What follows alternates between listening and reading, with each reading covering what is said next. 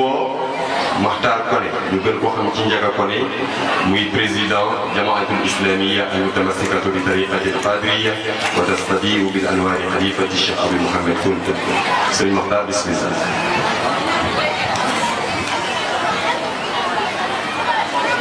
Bismillah. De tout temps, de grands érudits, des hommes politiques à travers l'histoire ont eu eux aussi une grande admiration pour lui.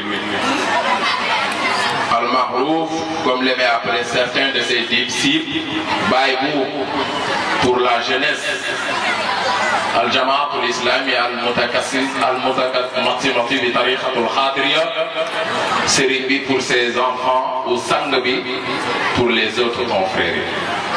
Cette jeunesse que vous voyez en bleu, du mouvement de la jeunesse Khad, Baïbou tuddee ko woon Jama'atul Islamiyya al-Mutamassikatu bi tariqatul Khadiriyya wa tastadiu bil anwaari xalifati Cheikh Abou Mouhamed, qui a été reconnu officiellement par la Dagat en 2002 sous le numéro 2008.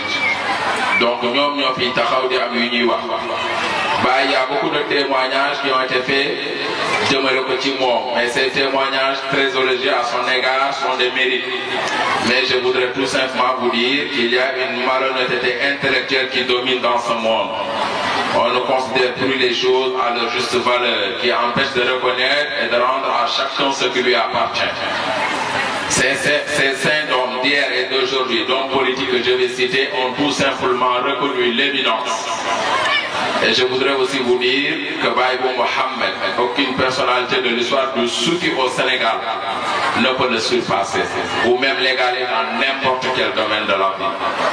Baïbou, comme l'aimait appeler le Djama, il était à la fois paternel, guide moral et spirituel. Voilà pourquoi le Cheikh Salih Mbacké, 5e Khalif de Cheikh Ahmadou Bamba, avait s'engagé à l'envoyer pendant 10 ans un bélier pour la fête de Tabaski, pour gage. Serigne Salih Mbacké disait souvent que Baïbou fut de loin l'homme le plus remarquable dans le soufisme.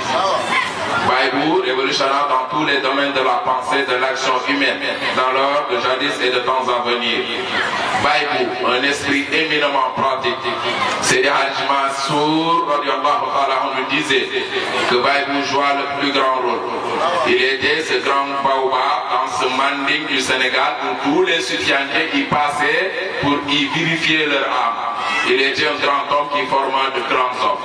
Baïbou Mohamed était le garant de son temps. Que les gens l'acceptent ou pas, Baïbou était le khutbou de son temps.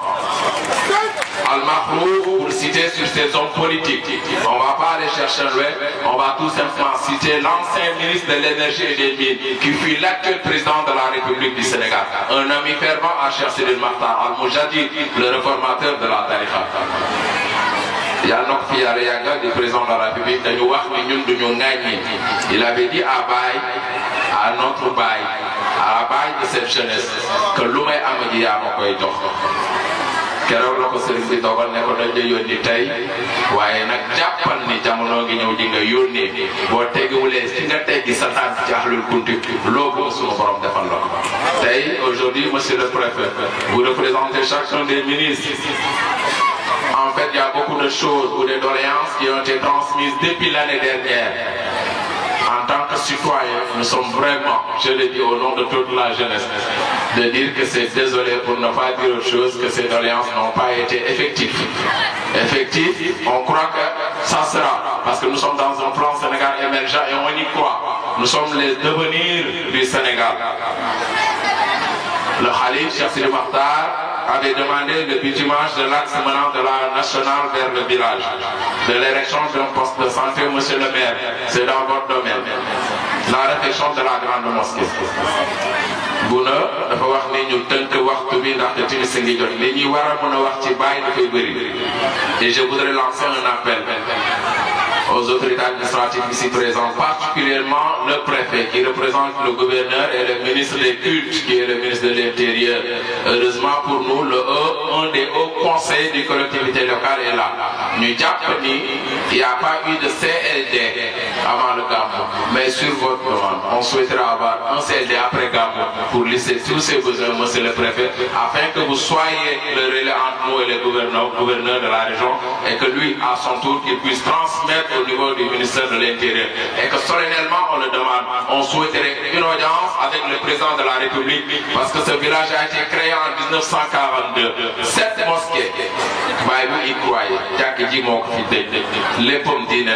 si on n'arrive pas, et dans le plan du président de la République concernant la modernisation des cités religieuses, je pense que Tchériat Baïbou a droit quelque part à une réflexion de cette mosquée. On ne demande pas Mohamed de nous faire une très grande mosquée, mais on veut la réflexion de cette mosquée qui appartenait et qui tenait à cœur vraiment Baïbou. Et on ne peut pas comprendre à travers tous ces villages et que Saragati ne dispose pas d'un poste de santé.